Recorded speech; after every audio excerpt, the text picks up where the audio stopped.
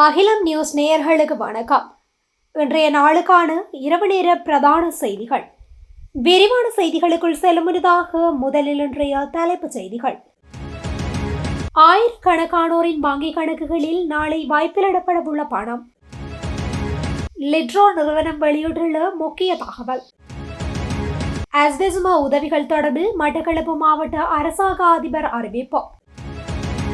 கொழும்பினை வந்தடைந்த INS நிரிஷெக் போர் கப்பல். Easter தாக்குதல் தொடர்பில் வெளியான அறிவிப்பு. எரிபொருள் விநியோகத்திற்காக QR குறியீட்டில் புதிய முறைமை.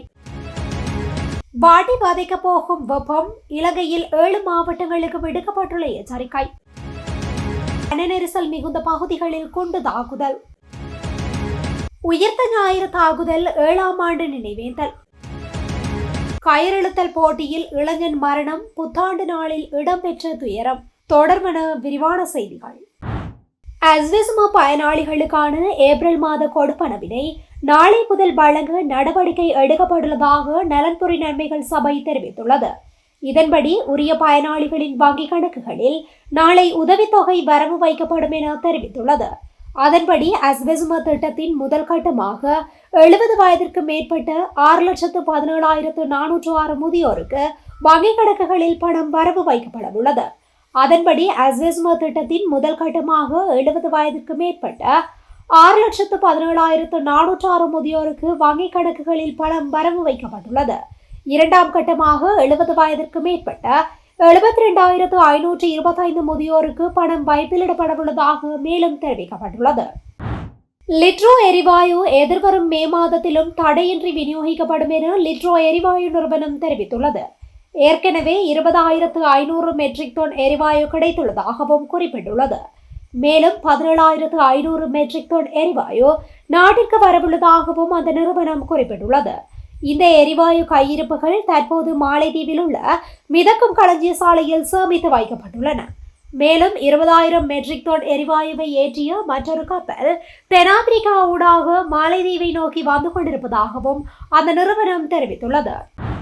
மட்டக்களப்பு மாவட்டத்தில் அஸ்வெசும முன்னேற்ற கூட்டமானது மட்டக்களப்பு மாவட்ட அரசாங்க அதிபர் JS அருள்ராஜ் தலைமையில் மேலதிக அரசாங்க அதிபர் சுதர்ஷினி ஸ்ரீகாந்த் ஏற்பாட்டில் மட்டக்களப்பு மாவட்ட அஸ்வெசும இணைப்பாளர் விமலநாதன் பங்கு பற்றுதலுடன் இடம்பெற்றுள்ளது.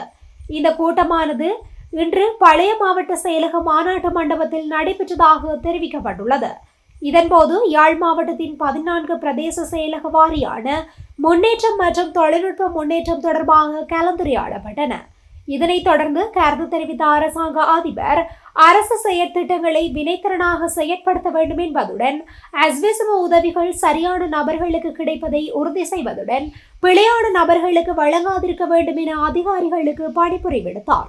அத்துடன் மக்களின் நலன்புரி வேலை திட்டமான அஸ்வெசும வேலை திட்டத்தினை வினைத்திறனாக முன்னுரிமை அடிப்படையில் மேற்கொள்ள வேண்டும் என்பதுடன் இத்திட்டங்களை நடைமுறைப்படுத்தும் போது எதிர்நோக்கும் பிரச்சினைகள் சவால்கள் தொடர்பாக கலந்துரையாடப்பட்டன. மேலும் அஸ்வெசும பயணிகளுக்கு தேவையான விடயங்களை உரிய முறையில் கவனம் செலுத்தி அவர்களின் தரவுகளை துரித கதியில் இற்றைப்படுத்த வேண்டும் என அறிவுறுத்தப்பட்டன. இந்த நிகழ்வில் உதவி பிரதேச செயலாளர்கள், தகவல் தொழில்நுட்ப உத்தியோகத்தர்கள், திருமதி லக்ஷிகா, நலன்புரி நன்மைகள் பிரிவு உத்தியோகத்தர்கள் என பலர் கலந்து கொண்டனர். இந்திய கடற்படையின் INS நிரிஷெக் போர் கப்பல் இன்று காலை கொழும்பு துறைமுகத்தை வந்தடைந்துள்ளது. கடற்படை மரபுகளின்படி இலங்கை கடற்படையினர் இந்த கப்பலை வரவேற்றுள்ளனர். கொழும்பு துறைமுகத்தை வந்தடைந்துள்ள இந்த கப்பலின் கட்டளை அதிகாரியாக கொமாண்டர் சைலேஷ் குமார் தியாகி கடமையாற்றுகின்றார். போர்க்கப்பல் நாட்டில் தாங்கியிருக்கும் காலப்பகுதியின் போது அதன் குழுவினர் இலங்கை கடற்படையுடன் இணைந்து கலப்பு வாயு மூழ்குதல் பயிற்சி திட்டத்தினை நடத்த திட்டமிடப்பட்டுள்ளது. மேலும் இரு நாடுகளின் கடற்படைகளுக்கு இடையே நல்லெண்ணத்தையும் ஒத்துழைப்பையும் மேம்படுத்தும் நோக்கில் ஏற்பாடு செய்யப்பட்ட பல நிகழ்ச்சிகளிலும் பங்கேற்பார்கள் என அறிவிக்கப்பட்டுள்ளது. அத்துடன் கலாச்சார முக்கியத்துவம் வாய்ந்த பல இடங்களுக்கும் அவர்கள் பயணம் மேற்கொள்ள உள்ளனர். ஈஸ்டர் தாக்குதல்கள் தொடர்பான விசாரணைகளை குறுகிய காலத்திற்குள் வெற்றிகரமாக முடிக்க முடியும் என பொது பாதுகாப்பு அமைச்சர் ஆனந்த் விஜயபால தெரிவித்துள்ளார். ஊடகங்களுக்கு இன்றைய தினம் கருத்து தெரிவிக்கும் போதே அவர் இந்த விடயத்தை கூறியுள்ளார். அவர் மேலும் தெரிவிக்கையில், ஈஸ்டர் தாக்குதல்கள் மட்டுமல்லாமல் நாட்டில் நடைபெறும் மோசடி, ஊழல் மற்றும் பிற முறைகேடுகள் உள்ளிட்ட சட்டவிரோத நடவடிக்கைகள் குறித்த விசாரணைகள் நேர்மையாகவும் பாரபட்சமின்றியும் நடத்தப்படும் என அவர் குறிப்பிட்டுள்ளார். இதற்கிடையில் வரவிருக்கும் மே தினம் மற்றும் வெசாக் கொண்டாட்டங்களுக்காக சிறப்பு பாதுகாப்பு ஏற்பாடுகள் செய்யப்பட்டுள்ளதாகவும் அவர் கூறியுள்ளார். இலங்கையில் தற்போதைய QR குறியீடு முறையின் கீழேயே எரிபொருள் விநியோகம் தொடரும் என இலங்கை பெட்ரோலிய கூட்டுத்தாபனத்தின் தலைவர் DJ ராஜகருண தெரிவித்துள்ளார். இது அவர் மேலும் தெரிவிக்கையில், உலகளாவிய எரிபொருள் நெருக்கடி இன்னும் முடிவுக்கு வரவில்லை. எனவே தற்போதைய QR குறியீடு முறையின் கீழேயே சில்லறை எரிபொருள் விநியோகம் தொடரும். எவ்வாறாயினும் தேவைக்கேற்ப இந்த முறையில் மாற்றங்கள் செய்யப்படும் என தெரிவித்துள்ளார். இதேவேளை வாகனங்களின் வகைகளுக்கு ஏற்ப வழங்கப்படும் எரிபொருள் அளவை அவ்வப்போது திருத்தம் செய்தல், சமூகத்தின் பல்வேறு பிரிவினருக்கு எரிபொருள் மானியங்களை வழங்குவது குறித்த பரிசீலித்தல் போன்ற திட்டங்கள் நடைமுறைப்படுத்தப்படும் என தகவல்கள் தெரிவிக்கின்றன. மத்திய கிழக்கு பிராந்தியத்தில் ஏற்பட்டுள்ள பதற்ற நிலைமையை அடுத்து எரிபொருள் சிக்கன நடவடிக்கையாக அரசாங்கம் மீண்டும் QR குறியீடு முறையை நடைமுறைப்படுத்தியிருந்தமை குறிப்பிடத்தக்கது.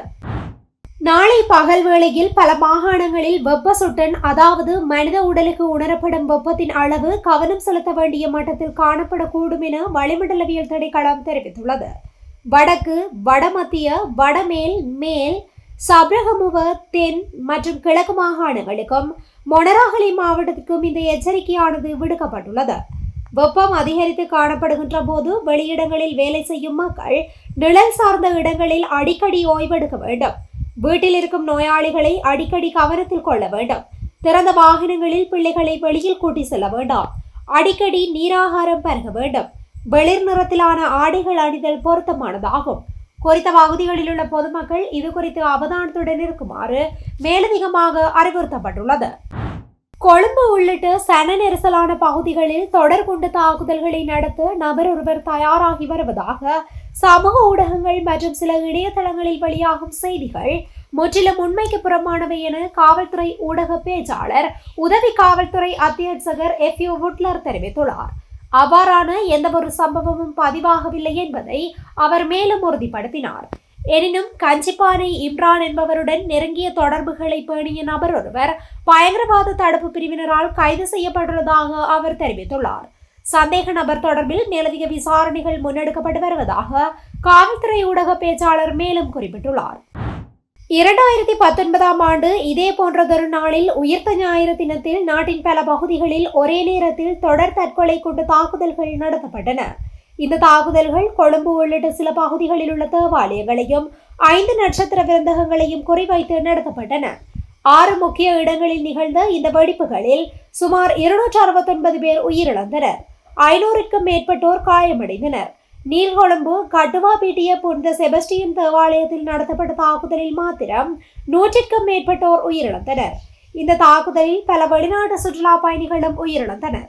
இந்த தாக்குதல்கள் குறித்த விசாரணைகள் தொடர்ச்சியாக முன்னெடுக்கப்பட்டு வருகின்றன. இந்த நாளை முன்னிட்டு நாடு முழுவதும் இன்று நினைவேந்தல் நிகழ்வுகள் ஏற்பாடு செய்யப்பட்டுள்ளன. இதன் ஒரு கட்டமாக இன்று காலை 8:45 மணிக்கு 2 நிமிட மௌன அஞ்சலி செலுத்தி உயிரிழந்தவர்களுக்கு மரியாதை செலுத்தப்பட்டது. இந்த நிலையில் உயிர்த்த ஞாயிறு தாக்குதல் தொடர்பான விசேட ஆராதனைகளின் பிரதான நிகழ்வு கொழும்பு கொச்சிக்கடை புனித அந்தோணியார் தேவாலயத்தில் இன்று ஏற்பாடு செய்யப்பட்டுள்ளது. இதனை முன்னிட்டு கொழும்பு கொச்சிக்கடை புனித அந்தோணியார் தேவாலயத்தை அண்மித்த வீதிகளில் விசேட போக்குவரத்து திட்டம் அமல்படுத்தப்பட்டதாக போலீஸ் தலைமையகம் அறிவித்துள்ளது. இதன்படி இன்று காலை 7 மணி முதல் நினைவேந்தல் நிகழ்வுகள் நிறைவடையும் வரை குறித்த பகுதியில் போக்குவரத்து மாற்றங்கள் அமலில் இருக்கும் என தெரிவிக்கப்பட்டது. அத்துடன் நினைவேந்தல் நிகழ்வுகளை முன்னிட்டு தேவாலய சூழலை பலத்த பாதுகாப்பு ஏற்பாடுகளும் முன்னெடுக்கப்பட்டுள்ளமை குறிப்பிடத்தக்கது. புத்தளத்தில் கலாசார நிகழ்வில் கயிறெழுத்தல் போட்டியில் கலந்து கொண்ட இளைஞன் மாரடைப்பு ஏற்பட்டு மரணமடைந்த சம்பவம் இடம்பெற்றுள்ளது. புத்தாண்டு விளையாட்டுகளில் மகிழ்ச்சியாக ஈடுபட்டிருந்த 20 வயது இளைஞர் ஒருவர் கயிறெழுக்கும் போட்டியின் போது ஏற்பட்ட மாரடைப்பால் துரதிருஷ்டவசமாக உயிரிழந்துள்ளார். உயிரிழந்தவர் கொஸ்பத்து மிகஹாவிலவை சேர்ந்த சந்தோன் தாரக என்ற திருமணமான ஆணாவார். மிகஹாவில இளைஞர் மன்றத்தால் ஏற்பாடு செய்யப்பட்ட 4வது வருடாந்திர புத்தாண்டு விழா 17ஆம் திகதி கல்லூரி மைதானத்தில் நடைபெற்றது. இதில் உயிரிழந்த சந்தோன் தாரக தனது மனைவியுடன் பல்வேறு விளையாட்டுப் போட்டிகளில் பங்கேற்றிருந்தார். சந்தூன் பங்கேற்ற அணி கயிறெழுத்தல் போட்டியின் முதல் சுற்றிலும் வெற்றி பெற்றிருந்தது. இறுதிச் சுற்றில் அவருக்கு இந்த விபத்து ஏற்பட்டது. மெராவில ஆதார மருத்துவமனையில் பிரேத பரிசோதனை நடத்தப்பட்டதும் குறிப்பிடத்தக்கது. இத்துடன் இன்றைய நாளுக்கான இரவு நேர பிரதான செய்திகள் நிறைவடைகின்றன. தொடர்ந்தும் இதுபோன்ற செய்திகளை உடனுக்குடன் அறிந்து கொள்ள அகிலம் நியூஸுடன் இணைந்திருங்கள். நன்றி, வணக்கம். அகிலம், மாற்றத்திற்கான மக்கள் குரல். இந்த வீடியோ பிடிச்சிருந்தா லைக் பண்ணுங்க, கமெண்ட் பண்ணுங்க, ஷேர் பண்ணுங்க. மறக்காம கீழே இருக்க பெல் ஐகானை கிளிக் பண்ணுங்க.